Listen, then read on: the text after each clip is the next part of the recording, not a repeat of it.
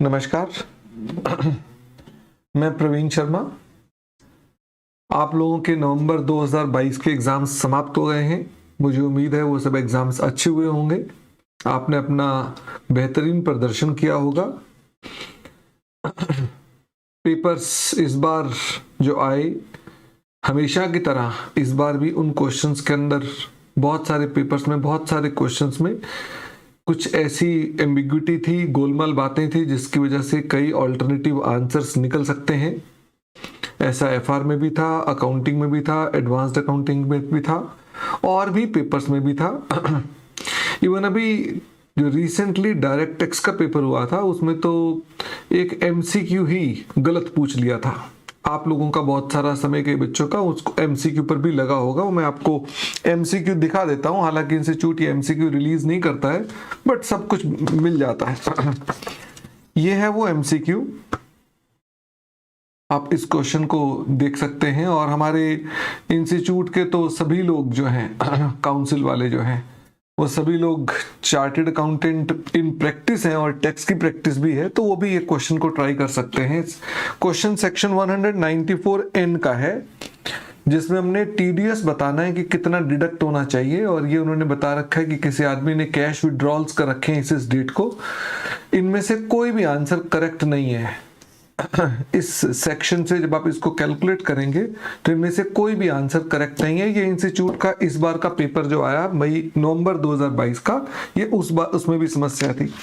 ऐसे और भी समस्याएं इस बार भी रही पेपर्स के अंदर। ये हमेशा की तरह है, इसमें कुछ नई बात नहीं थी। जैसा आप जानते हैं कि पिछली बार मई 2022 के पेपर्स जब चेक हुए थे तो उनमें भी बहुत सारे इवैल्यूएशन इश्यूज आए थे।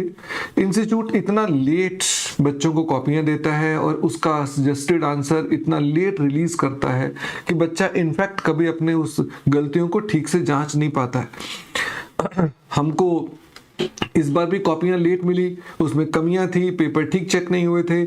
हमने उस मुद्दे को फिर से रेज किया और चूंकि एग्जाम बहुत पास में थे तो हमने जब जो सभी टीचर्स ने तय किया वो ये तय किया कि अभी नवंबर के एग्जाम हो जाने तक हमें कुछ नहीं करना चाहिए। इसलिए आपके नवंबर के एग्जाम तक हम लोगों ने, सब टीचर्स ने वेट की है। और अब वो समय आ गया है कि वो जो पेपर इवेल्युएशन के इश्यूज हैं जो इस बार फिर से होंगे, आप लोगों के जो पेपर चेक होंगे उनमें भी होंगे। सवालों में गलतियां इस बार भी थी, अगली बार भी होंगी। जवाब इस बार भी गलत चेक हुए थे, अब अगली बार भी गलत चेक होने वाले हैं। मैं चाहता हूं हम इस बार इंस्टीट्यूट को मौका ना दें और हम पहले ही सब लोग मिल करके अपनी इस अधिकारों की रक्षा के लिए लड़ाई करें और हम अपने इंस्टीट्यूट से ये मांगे कि हमारी जो बिल्कुल जायज़ मांगे हैं उनको पूरा किया जाए।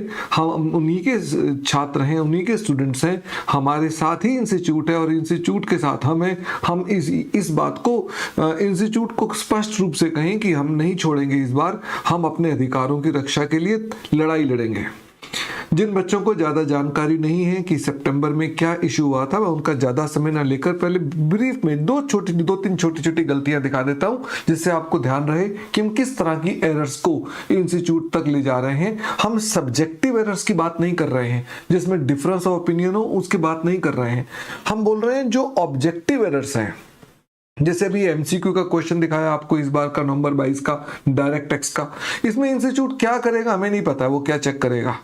पहले तो बच्चे ने उस गलत सवाल पे टाइम एक्स्ट्रा लगाया, उसके बाद भी उसको पता नहीं नंबर उसको क्या मिलेंगे क्या नहीं मिलेंगे। ऐसी गलतियों के लिए हमारी लड़ाई है। आप सब बच्चे इस बात को समझें कि ये क्या लड़ाई है, ताकि आप भी उसका भाग बन सकें।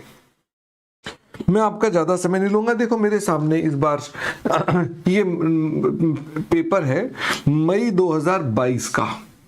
मई 2022 का ये पेपर नंबर है financial management in economics for finance. ये इंटर का पेपर है और इसमें बच्चे ने देखो सॉल्व किया जब इसका आंसर, तो उसने क्या सॉल्व किया, उसने लिखा 4 = 1 डिवाइडेड बाय 1 माइनस MPC। इस इक्वेशन को सॉल्व करना है। आप इसको अपने आप भी सॉल्व कर सकते हैं। आप इसका आंसर पाएंगे 0.75।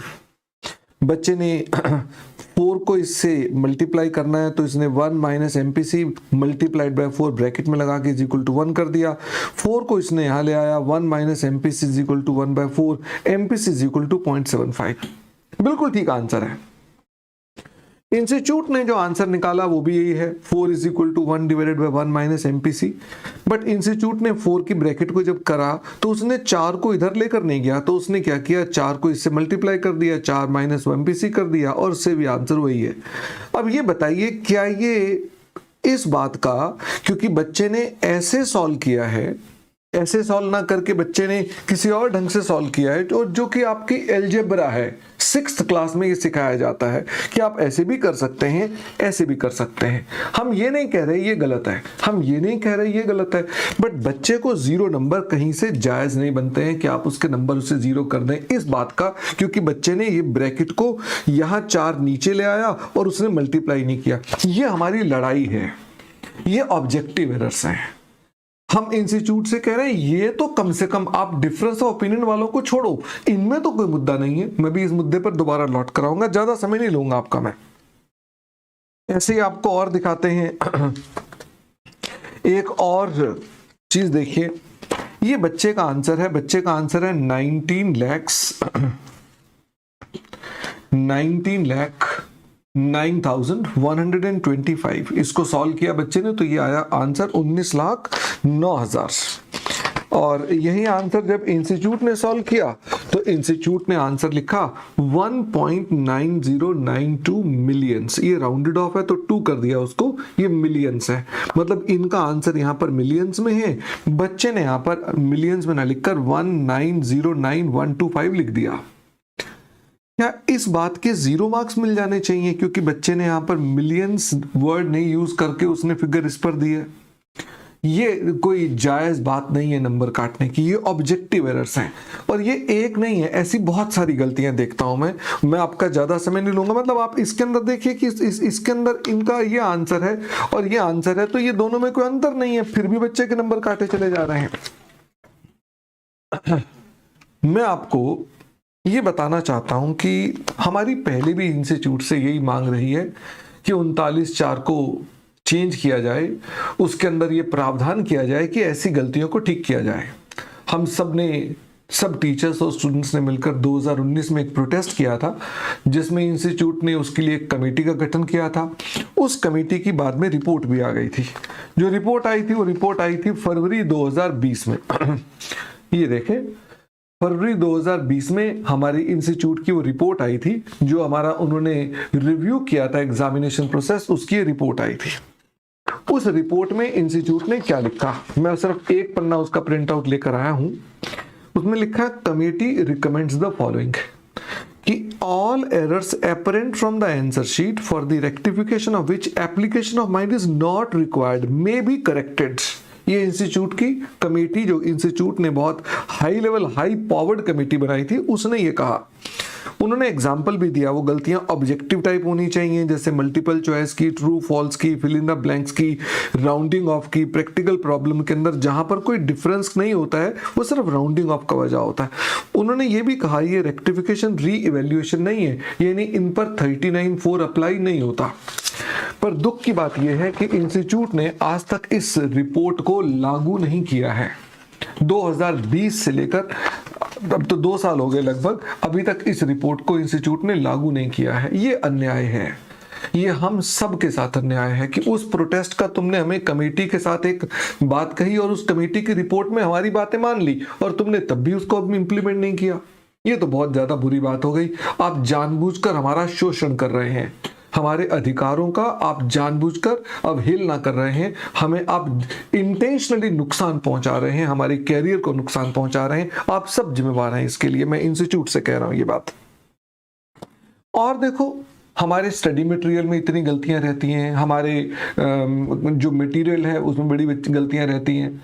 हम बच्चों को सारे RTP तैयार कराते हैं, हम उनके MCP mock test paper solve कराते हैं, इंस्टीट्यूट का मटेरियल कराते हैं, हम कुछ नहीं छुड़वाते हैं। मई 2019 का ये सवाल देखें, मई 2019 का ये सवाल है, मई 2019 का, जिसमें इंस्टीट्यूट ने डेज गलत कैलकुलेट कर रखे थे। अब ये एग्जाम का सवाल है, गलत डेज कैलकुलेट कर रखे थे। अब 2019 की इस गलती को इंस्टीट्यूट ने अब सुधार दिया। जब उन्होंने सुधारा तो इसका करेक्ट आंसर इंस्टीट्यूट ने निकाल दिया, और जो करेक्ट आंसर था वो ये रहा, जिसमें इंस्टीट्यूट ने डेज जो थे करेक्ट कर दिए। मेरा ये मई 2022 में करेक्ट कर दिए। लेकिन बड़े सारे बच्चों ने, जो कि अपने पास वो 2019 पर भी बेस सवाल कर रहे थे, तो उनको इन टीचर्स इंटेंशनली ये बताते थे कि भाई ये डेट इंस्टीट्यूट गलत ढंग से लेता है, वो ग्रेस डेज को अलग प्रकार से जोड़ता है, इसलिए 3 दिन का फर्क आ जाता है और वो उसकी वजह से प्रॉब्लम आती है। तो इंस्टीट्यूट की उस नीति को मानते हुए कि चलो ठीक है 2019 में गलत था, लेकिन ठीक है भाई पेपर उसी से चेक होने, बच्चों ने इस बार भी 2019 के हिसाब से जवाब दे दिए। इस बार इंस्टीट्यूट ने आंसर चेक कर अलग ढंग से कर दिया, विदाउट एनी इंटीमेशन। किसी को बताओ तो क्या आपने इसको चेंज कर दिया है? क्या उन बच्चों के नंबर नहीं कटे इस बात, उनको सबके नंबर काट दिया आपने उठाकर इस बात के, क्योंकि आपका मई 2022 में अलग आंसर था और मई 2019 में अलग आंसर था, और आपने उठाकर नंबर काट दिए उसके अंदर। हम सब टीचर्स, मैं ज्यादा आपका समय नहीं ले सकता हूं, हम सब टीचर्स ने इस प्रोटेस्ट को फिर से इकट्ठा करने के लिए हमने एक गठन किया जिसका नाम था Kafa, chartered accountant faculty association. इसका गठन हमने इस सितंबर में किया। इसमें हमारे बहुत सारे टीचर्स अक्रॉस इंडिया, ये देखें बहुत सारे टीचर्स, ये सब के सब टीचर्स हैं जिन्होंने हमारे पास इन मुद्दों को रेज करने के लिए हम सब ने गठन किया। हम सब teachers across India, every teacher हमारे साथ है, और इस काफा ने इस मुद्दे को उठा करके सी इंस्टीट्यूट को चिट्ठियां लिखी, एमसीए को चिट्ठियां लिखी। हमने कहा इंस्टीट्यूट को एंगेज करना चाहिए, उनसे बात करनी चाहिए। इंस्टीट्यूट ने हमें बुलाया भी, सितंबर के लास्ट में उन्होंने हमको बुलाया अपने ऑफिस में, उन्होंने हमको कहा कि अपने मुद्दे बताओ। हमने ये सारे, ये मैंने आपको तो कम पॉइंट्स दिखाए, उनको मैंने और भी ज्यादा इंस्टीट्यूट को दिखाए। सेक्रेटरी साहब बैठे थे, बोर्ड ऑफ स्टडीज के जो डायरेक्टर हैं वो बैठे थे, हमने उनको बताया ये समस्या है। उन्होंने कहा इस पर बहुत जल्द एक्शन लेंगे, जिसका आज तक कोई एक्शन नहीं लिया गया। हाँ, हमारी उन चिट्ठियों का इंस्टीट्यूट ने जवाब दिया। जो हमने एमसीए को चिट्ठी लिखी थी, एमसीए ने वो चिट्ठी रेफर कर दी इंस्टीट्यूट को, इंस्टीट्यूट ने एमसीए को जवाब दिया, एमसीए ने हमें जवाब दिया। मजे की बात है जो जवाब इंस्टीट्यूट ने डायरेक्ट हमें दिया था वही सेम डिट्टो जवाब उन्होंने एमसीए को दिया था, और वही जवाब उन्होंने कई स्टूडेंट्स को भी दिया हुआ है। उस जवाब को हम देख लेते हैं कि इंस्टीट्यूट ने क्या जवाब दिया। ये देखें, पहले तो उन्होंने कहा 2019 का बच्चे मटेरियल पढ़ क्यों रहे हैं, उनको तो पढ़ना ही नहीं है 2019 का मटेरियल। भाई 2022 में आप अपने पास उन बच्चों को जो मटेरियल दे रहे हैं उसमें कहीं बता ही नहीं रहे कि आपने उसके अंदर कुछ चेंज कर दिया पास्ट वाले मटेरियल में, तो सेम ही माना जाएगा ना, वो तो भी वही है। और आप या तो ये कह दो कि सारे आरटीपी पढ़ना बंद कर दो, पिछले सारे पास्ट एग्जाम पढ़ना बंद कर दो। आप अपने पास जगह जगह क्यों लिखते हैं कि बच्चा पास्ट एग्जाम पढ़ के जाए? पास्ट एग्जाम के सारे क्वेश्चन बच्चा करके जाता है। अब बाद में आप कह रहे हैं कि एमसीए को लिख रहे हैं, आप तो मिसगाइड कर रहे हैं एमसीए को, कि आप कह रहे हैं बच्चा 2019 का मटेरियल पढ़ क्यों रहा है 2022 के अंदर। अजीब सी बात है। डेज ऑफ ग्रेस आपके कोई बदला नहीं, कोई कानून बदला नहीं। 2019 में वो कानून लगता, 2022 में कानून लग हो गया, तो आप मिसगाइड कर रहे हैं। अब आपकी इस बात को लेकर मैं अगर कह दूं बच्चों को कि भाई साहब नहीं पढ़ना आपको 2019 का आरटीपी, नहीं पढ़ना आपको पास्ट एग्जाम क्वेश्चन, तो अच्छा रहेगा क्या? उनकी तैयारी कैसे होगी? इसलिए बिल्कुल मिस गाइड करने के लिए आपने एमसीए को बोला कि बच्चा 2019 का मटेरियल पढ़ क्यों रहा है, उसे तो पढ़ना ही नहीं चाहिए। दूसरा, उन्होंने यहां पर मान लिया, कह रहे हैं कि देखो अगर हम मार्किंग स्कीम बच्चों के रिलीज कर देंगे तो सुप्रीम कोर्ट तक मैटर पहले भी चला गया था, तो बच्चे पहुंच जाते हैं, सुप्रीम कोर्ट तक पहुंच गए, जहां उन्होंने कहा कि साहब हमारा देखो पेपर के अंदर ये आंसर है और इंस्टीट्यूट के सजेस्टेड में ये आंसर है, इसलिए दोनों सेम है, इसलिए हमको नंबर मिलने चाहिए। वहां इंस्टीट्यूट एक चाल चल जाता है, ध्यान से सुनना कि हम कोर्ट में क्यों फेल हो जाते हैं। वहां इंस्टीट्यूट कहता है कि सजेस्टेड तो हम पेपर चेक ही नहीं करते, हम तो मार्किंग स्कीम से चेक करते हैं, और मार्किंग स्कीम हम रिलीज ही नहीं करते हैं। तो जज साहब जो हैं वो उनके पास शब्द समाप्त हो जाते हैं कि भाई पेपर जिससे चेक हुआ था वो कोई और डॉक्यूमेंट है, और वो ये भी कोर्ट में लिखते हैं कि मार्किंग स्कीम अलग होती है, उसमें अलग प्रकार से चेकिंग की जाती है, सजेस्टेड आंसर एक होते हैं। ये हम जानते हैं कि दोनों में कोई फर्क नहीं होता, हमें मालूम है, लेकिन कोर्ट को गुमराह किया जाता था, हर बार गुमराह किया जाता था। एमसीए को भी उन्होंने गुमराह किया, कह रहे हैं कि नहीं नहीं वो तो अलग चीज है, ये अलग चीज है, और सुप्रीम कोर्ट के अंदर हम ऑलरेडी केस जीते हुए हैं, इसलिए हमारा दिखाना जरूरी नहीं है। ये भी बात उन्होंने यहाँ लिख डाली कि साहब हमें तो दिखाना नहीं है, ये पब्लिक अथॉरिटी के अगेंस्ट है, ये हमारा मॉडल टेस्ट जो है हम डिस्क्लोज करेंगे ही नहीं ये, और बच्चा सेल्फ डिक्लेरेशन देगा, वो अपनी कॉपी भी किसी को नहीं दिखा सकता। और ये भी बड़ी मजे की बात है, उन्होंने कहा कि ये जो पॉलिसीज हैं ये बच्चों के बेस्ट इंटरेस्ट में है। मुझे तो अभी तक समझ में नहीं आती है कि ये कौन है जो इंस्टीट्यूट में ऐसी बात लिखने की हिम्मत करते हैं कि जहां पर वो ऊपर कुछ लिखते हैं कि बच्चों के सब अगेंस्ट है बातें, फिर नीचे लिख देते हैं बच्चों के हित में ये सब काम कर रहे हैं। बच्चों के हित में जो बच्चे प्रोटेस्ट कर रहे हैं उनको समझते ही नहीं है। एनीवे, एमसीए का रूट भी प्रैक्टिकली बंद हो गया। हमने जो एमसीए को चिट्ठियां लिखी थी उसका भी यही जवाब है, जो इंस्टीट्यूट को चिट्ठियां लिखी थी उसका भी वही जवाब है, मीटिंग्स के बाद का भी यही जवाब है, और इसके अलावा जो बच्चे डायरेक्टली गए थे उनके पास उनका भी यही जवाब है। इसका मतलब कोई भी ज्यादा फायदा नहीं है। बट स्टिल काफा के सभी टीचर्स ने ये तय किया था कि हम इंस्टीट्यूट को एंगेज करना चाहते हैं, पहले बातचीत का रास्ता आप एक्सप्लोर करना चाहते हैं, फिर प्रोटेस्ट के रास्ते पे जाएंगे। मैंने कहा ठीक, हम बिल्कुल अब वही वाला रास्ता अपनाएंगे, जो आप रास्ता चाहते हैं हम उसी रास्ते पर चलेंगे अपने पास, ठीक है। अब बारी उठती है कि हमारे पास क्या किया जाना चाहिए, अगला स्टेप हमारा क्या होना चाहिए इसके अंदर। तो देखिए, हम पहले फिर से क्रिस्टल क्लियर अपनी मांगों को बता दें कि हमारी मांग क्या है। हमारी मांग ये है कि मार्किंग स्कीम, अब एग्जाम हो गए ना नवंबर 2022 के, ये पब्लिक कमेंट्स के लिए है, मेरे कमेंट नहीं, पब्लिक कमेंट्स के लिए रिलीज करो। इसमें कोई भी पब्लिक का व्यक्ति, मैं भी, कोई और भी, स्टूडेंट्स भी, टीचर्स भी, कोई भी अपने विचार रख सकता है कि आपके सवालों में यहाँ दिक्कतें थी, इनमें ये अल्टरनेटिव आंसर्स हो सकते हैं, अजम्पशंस का फर्क था, जिन पर बेस्ड वो आप अपने मॉडल टेस्ट पेपर्स में मॉडिफिकेशन कर लें और कॉपियां ultimately modified model test paper based पर चेक करवाएं। हमारी बड़ी सारी समस्याएं इससे खत्म हो जाएंगी, क्योंकि अल्टरनेटिव आंसर्स जब करेक्ट होना शुरू हो जाएंगे तो बड़ी सारी समस्याएं उसके अंदर खत्म हो जाएंगी। हमारी मांग आपसे क्रिस्टल क्लियर ये है कि आप मार्किंग स्कीम को रिलीज करें, और आपने ये जो कमेटी बनाई थी उसकी रिकमेंडेशंस में लिखा हुआ है कि आप इन गलतियों को एक्नॉलेज करके ठीक करेंगे, बच्चों के अगर कोई कॉपी में गलती हुई है तो ठीक करेंगे, आप इस रिपोर्ट को लागू करें। आपने इसके लिए हम सबको वचन दिया था और हमने इसीलिए पिछली बार धरना उठाया था। आपने कमेटी बनाई, अच्छा किया, कमेटी ने रिपोर्ट लिखी जो हम चाहते थे उसके मुताबिक, लेकिन आपने रिपोर्ट लागू नहीं की, ये अन्याय है, ये हमारे साथ धोखा किया आप लोगों ने।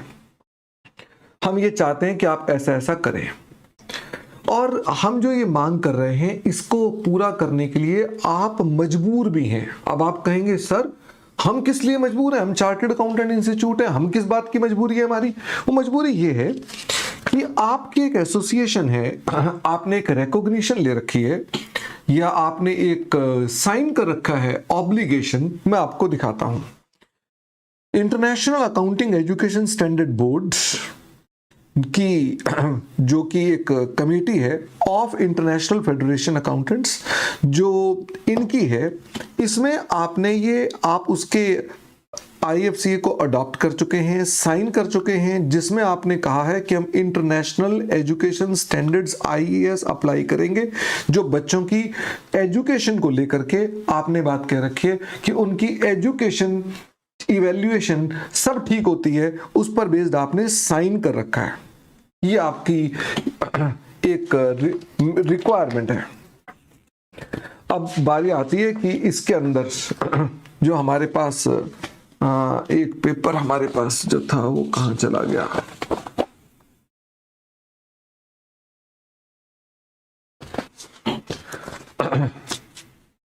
तो ये देखें, ये जो मैं आपको दिखाने जा रहा हूं ये है हमारे पास IES 6, जो कि असेसमेंट, जो बच्चों की कॉपियां चेक होती हैं, जो उनके एग्जाम होते हैं, उसका ये एक स्टैंडर्ड है जिसके लिए इंस्टीट्यूट बाध्य है अप्लाई करने के लिए। इसमें लिखा हुआ है जो इंस्टीट्यूट बाध्य करने के लिए कि हम ट्रांसपेरेंसी लाएंगे अपने सिस्टम में, हम इंफॉर्मेशन को पब्लिकली अवेलेबल कराएंगे। ये इंस्टीट्यूट के IE 6 में मेंशन्ड है, जो इंटरनेशनल रिकॉग्निशन उन्होंने ले रखी है, उसके अनुसार ये बाध्य हैं इन्हें रिलीज करने के लिए। अगर आप ऐसा नहीं करते हैं तो आप IE 6 का उल्लंघन कर रहे हैं और आपकी वैधता समाप्त करने की अर्जियां लगाई जा सकती हैं।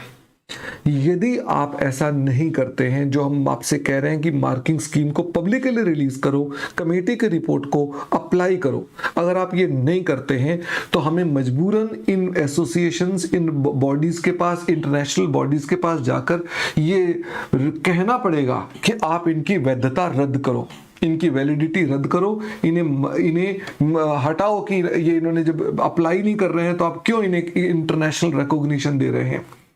और हम ये खाली इस बॉडी को नहीं लिखेंगे, हम जो आपकी वर्ल्ड कांग्रेस में इंटरनेशनल ऑर्गेनाइजेशंस आ रही हैं, बड़े सारे रिप्रेजेंटेटिव्स आ रहे हैं, मेरे पास उनके नाम, उनके नंबर्स, उनकी जानकारी है, जो रिप्रेजेंटेशन करने के लोग आ रहे हैं, हम उन सबको मेल करेंगे और बताएंगे कि आप बच्चों का किस तरह शोषण कर रहे हैं, कैसे उनके कैरियर की हत्या कर रहे हैं। हम बताएंगे कि आप ऑब्जेक्टिव पेपर कैसे बनाते हैं, आपके पेपर कितने गलत बनते हैं, उनकी कितनी गलत चेकिंग होती है। हम उन सब लोगों को आपको इंटरनेशनल फोरम पर ले जाकर हम बदनामी करेंगे। हमें बहुत दुख होगा इस बदनामी को करने के लिए, पर आप हमें मजबूर कर रहे हैं, क्योंकि आप अगर हमारे हितों को, जो हमारे अधिकार हैं, उनको अगर आप हमसे छीन रहे हैं तो हम अपने चुपचाप बैठने वाले लोगों में से नहीं हैं। इसलिए मैं आपसे फिर से विनय करता हूं कि आप कृपा करके मार्किंग स्कीम को रिलीज करें, और मार्किंग स्कीम रिलीज करें, ऐसा नहीं कि आप एग्जाम से पहले रिलीज करें, जल्द रिलीज करें, और पब्लिक कमेंट्स के लिए रिलीज करें, उन पर बेस्ड आप ठीक करें, और जो ये कमेटी की रिकमेंडेशंस हैं इनको अप्लाई करें बिफोर रिजल्ट्स, ताकि जो नवंबर 22 के बच्चे हैं, अगर उनकी कॉपी में कोई ऐसी एरर जो कि ऑब्जेक्टिव है वो मिल जाती है, तो आप उसके लिए सिस्टम बनाएं कि अगर उनकी कॉपी में कुछ कमी होती है तो आप उसको ठीक करेंगे। हमें आपसे बड़ी उम्मीद रहती है, हालांकि उस उम्मीद से बड़ा कई बार दुख भी होता है। काउंसिल मेंबर से मेरी डायरेक्ट बात नहीं हुई, किसी इनडायरेक्ट लोग से मेरी बात हुई, तो उन्होंने बताया कि काउंसिल मेंबर ने कहा कि शर्मा जी ये प्रोटेस्ट जो कर रहे हैं वो इसलिए कर रहे हैं क्योंकि वो विज्ञापन कर रहे हैं। मुझे अभी तक समझ में नहीं आता है, फाइटर बनने का भी भला कोई विज्ञापन होता है? टीचर बन रहा हूं तो फिर तुम अपनी टीचिंग स्किल का विज्ञापन करो ना, इसका विज्ञापन कौन करता है? इससे तो मेरा नुकसान हो रहा है। मैं एज अ टीचर नहीं जाना जा रहा, मैं एज अ फाइटर जाना जा रहा हूं, इससे क्या फायदा हो रहा है? और ये खाली मेरे लिए नहीं है, मेरे साथ तो भारत के सब टीचर्स हैं, तो सबका विज्ञापन हो रहा है क्या? इसलिए आप बच्चों को भ्रमित ना करें, ये ना कहें कि ये लोग सब टीचर्स लोग विज्ञापन करने के लिए ऐसा कर रहे हैं। हम में से कोई भी विज्ञापन ना करना चाहता है, ना करने की हमारी इच्छा है। इस तरह के वीडियोस बनाकर हमें बहुत दुख होता है, लेकिन हम नहीं चाहते हैं कि आप बच्चों के साथ ये अन्याय जारी रखें। इसलिए हम सभी टीचर्स ने मिल करके, आप हमें जो मर्जी कहें कि हम विज्ञापन कर रहे हैं, हम सब टीचर्स मिल करके इस लड़ाई को लड़ेंगे। अगर मान लो आप 15 दिसंबर तक ये जो हमारी मांगे हैं इसका नहीं पालन करते हैं, तो हमें मजबूरन 15 दिसंबर से आपके institute of chartered accountants ITO Delhi के ऑफिस में फिर से धरना देना होगा। और इस बार मैं अकेला नहीं होऊंगा, भारत के सभी टीचर्स, पूरी काफा की संस्था के सभी टीचर्स वहां पर आएंगे और वो सभी आकर के आपके धरने में बैठेंगे। सभी छात्र भी आकर बैठेंगे और वो यही कहेंगे कि साहब दो ही बातें हैं, हमारी मार्किंग स्कीम रिलीज करो और साथ में ही आप हमारे पास जो कमेटी की रिपोर्ट है उसको लागू करो। मार्किंग स्कीम लागू करने के मैं सिंपल क्लियर कट बता रहा हूं। मार्किंग स्कीम जब अच्छे से रिलीज हो जाएगी, फिर भी कॉपियां गलत चेक होंगी तो हम कोर्ट में जा सकते हैं। सीधी बात तो ये है, हम मार्किंग स्कीम क्यों मांग रहे हैं कि तुमने गलत चेक करने ही करने हैं, तुमने गलत चेक किए, मार्किंग स्कीम लेकर मैं कोर्ट में जा सकता हूं। आप मेरा कोर्ट जाने का अधिकार बंद करते हैं जब मुझे मार्किंग स्कीम नहीं देते हैं। और आपने एक और भी बात जो कही थी कि आपने कहा जिस मार्किंग स्कीम हमारी जो होती है वो अलग होती है और हमारे पास जो सजेस्टेड होते हैं वो अलग होते हैं, जबकि ऐसा नहीं है। आपको ये जानकर हैरानी होगी कि ये इंस्टीट्यूट का सजेस्टेड आंसर है, ऑडिटिंग का सजेस्टेड आंसर है और ये उसकी मार्किंग स्कीम, और ये भी पता है कि कौन व्यक्ति है, किस जगह पे रहता है, उसकी ईमेल क्या है, उसका फोन क्या है, सब बात लिखी हुई है इसके अंदर। ये मार्किंग स्कीम है, वर्ड बाय वर्ड मेल खाती हैं दोनों। आप भ्रमित करते हैं, आप मिसगाइड करते हैं ये बोल करके कि दोनों अलग अलग है, ये दोनों सेम है, वर्ड बाय वर्ड सेम है। अब आप कहेंगे शर्मा जी आपके पास ये मार्किंग स्कीम आ कहां से गई? ये मार्किंग स्कीम आप ही लोगों ने आपके रोबस्ट सिस्टम में गलती से जितने बच्चों ने भी कॉपियां चेक करने के लिए मांगी आपसे, इवैल्यूएशन के बाद अपनी कॉपियों की मांग करी, आपने गलती से ये भी उन्हें साथ में भेज दी। और मजे की बात है, आपने जब एमसीए को चिट्ठी लिखी तो आपने कहा नहीं नहीं नहीं हम बिल्कुल रिलीज नहीं करेंगे, ये तो बिल्कुल हमारे नियम के खिलाफ है। और खाली एक पेपर में रिलीज नहीं हुई है, आप ये मत समझ ले। ये लीजिए दूसरा पेपर देख लीजिए, इसमें भी रिलीज हो गई इसमें भी रिलीज हो गई। क्या कहेंगे आप इसके अंदर? ये आपका एफएम एंड इको का पेपर है, इंटरमीडिएट का, इसमें भी रिलीज हो गई आपकी मई के पेपर की। अच्छा इतना ही नहीं, आपकी अकाउंट्स में भी रिलीज हो गई, अकाउंट्स में भी रिलीज हो गई। और अभी 2-4 मेरे पास अभी है नहीं है, मैं आपको दिखा नहीं सकता। आपकी तकरीबन 5 या 6 पेपर्स में रोबस्ट सिस्टम होने के बाद भी रिलीज हो गई। किस बात की आप छाती पीटते हैं जब बोलते हैं कि हमारा रोबस्ट सिस्टम है तुम और हम मार्किंग स्कीम नहीं दे सकते हैं? तुमने खुद तो दे दी, इंस्टीट्यूट के सब बच्चों को दे दी जिन जिन ने कॉपियां मांगी। मैं ये कह रहा हूं इसे ऑफिशियली देना शुरू कर दो। ये आपने गलती से दे डाली, आप ऑफिशियली देना शुरू कर दो और समय से पहले दो। कितना अच्छा लगेगा सब बच्चों को ना कि आप बच्चों के लिए ऐसे काम कर रहे हैं। कृपा करके हमारी बातों को आप बुरा ना माने, अप्लाई कर दें, नहीं तो हमें मजबूरन 15 दिसंबर से आपके यहाँ पर धरने पर बैठना पड़ेगा। मैं सभी टीचर्स और सभी छात्रों से भी निवेदन करता हूँ कि 15 दिसंबर के लिए अपनी नए साल की तैयारी करने के लिए कोई घूमने फिरने का प्रोग्राम ना बनाए, और अगर घूमना ही हो तो दिल्ली में घूमने के लिए आए। यहाँ धरने पर बैठे ठंड के अंदर आपको दिल्ली की सर्दी का मजा भी दिलाएंगे और साथ में इंस्टीट्यूट से बात भी करेंगे कि साहब हमारी मांगों का पूरा करो। मैं इन शब्दों के साथ अपनी बात को यहाँ समाप्त करता हूँ। आपने ये वीडियो देखा उसके लिए बहुत बहुत धन्यवाद। ये वीडियो हमारे काफा की तरफ से है और काफा के सभी टीचर्स की तरफ से है। बहुत बहुत धन्यवाद। Thank you.